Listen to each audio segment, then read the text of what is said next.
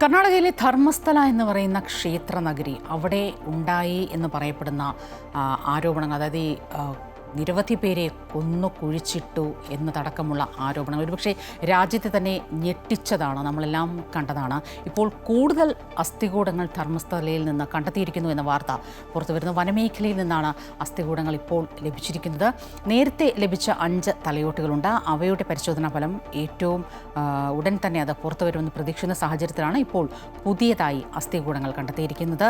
100-ലധികം അസ്ഥികളാണ് ഇപ്പോൾ കണ്ടെത്തിയിരിക്കുന്നതെന്നാണ് SIT പറയുന്നത്. ഏറ്റവും പുതിയ വിവരങ്ങളുമായി വിനേഷ് കുമാർ ചേരുകയാണ്. വിനേഷ്, ധർമ്മസ്ഥലയുമായി ബന്ധപ്പെട്ട ദുരൂഹത ഈ പറഞ്ഞതുപോലെ ഒരിക്കലും അവസാനിക്കുന്നില്ല. നമുക്കറിയാം, ഏറ്റവും അവസാനം ഈ ശുചീകരണ തൊഴിലാളിയുടെ മൊഴിമാറ്റത്തിൽ അടക്കം വന്ന് നിൽക്കുന്നു. ഒരുപക്ഷെ ധർമ്മസ്ഥലയിൽ നിന്നുള്ള കേസിനെ, ആരോപണങ്ങൾക്ക് ദുർബലപ്പെടുത്തുന്ന തലത്തിലേക്ക് തന്നെ ഈ ശുചീകരണ തൊഴിലാളിയുടെ മൊഴിമാറ്റം വന്നതാണ്. പക്ഷേ എന്നാൽ ഇപ്പോൾ വീണ്ടും SIT കൂടുതൽ അസ്ഥികൂടങ്ങൾ കണ്ടെത്തുന്ന ഒരു സാഹചര്യത്തിലേക്ക് നീങ്ങിയത് എങ്ങനെയാണ്?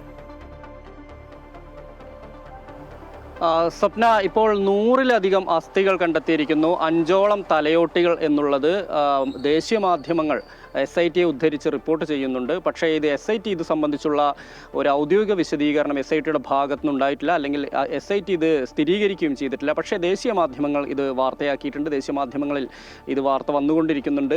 എന്തായാലും നമുക്കറിയാം, ധർമ്മസ്ഥലയുമായി ബന്ധപ്പെട്ടുകൊണ്ടുള്ള ദുരൂഹതകൾ വിട്ടൊഴിയുന്നില്ല എന്നുള്ളത് തന്നെയാണ് ഇതിൽ എടുത്തു പറയേണ്ട കാര്യം. ബംഗ്ലഹുഡ വനമേഖലയിൽ നിന്നാണ് ഇത്രയും അസ്ഥികൾ കണ്ടെത്തിയെന്നാണ് അറിയാൻ കഴിഞ്ഞിട്ടുള്ളത്. ഇതിൽ സ്ത്രീകളുടെയും കുട്ടികളുടെയും അസ്ഥികളാണ് കണ്ടെത്തി എന്ന് കഴിഞ്ഞ ദിവസം യൂട്യൂബറായ മനാഫ് പറഞ്ഞിരുന്നു. മനാഫ് ഇന്നലെ വൈകിട്ട് മാധ്യമങ്ങളെ കണ്ട സമയത്ത് പറഞ്ഞതാണ്. കാരണം SIT ദേശീയ മാധ്യമങ്ങൾ 5 ആളുടെ തലയോട്ടികളാണ് കിട്ടിയിരിക്കുന്നതെന്ന് പറയുന്നുണ്ട്. പക്ഷേ 5 അല്ല, അതിൽ കൂടുതൽ ലഭിച്ചിട്ടുണ്ട്. 9ഓളം തലയോട്ടികൾ ലഭിച്ചിട്ടുണ്ട് എന്നാണ് മനാഫ് പറയുന്നത്. പക്ഷേ ഇതിൻ്റെ ആധികാരികത എത്രത്തോളമാണ് എന്നുള്ളത് പരിശോധിക്കപ്പെടേണ്ട കാര്യമാണ്.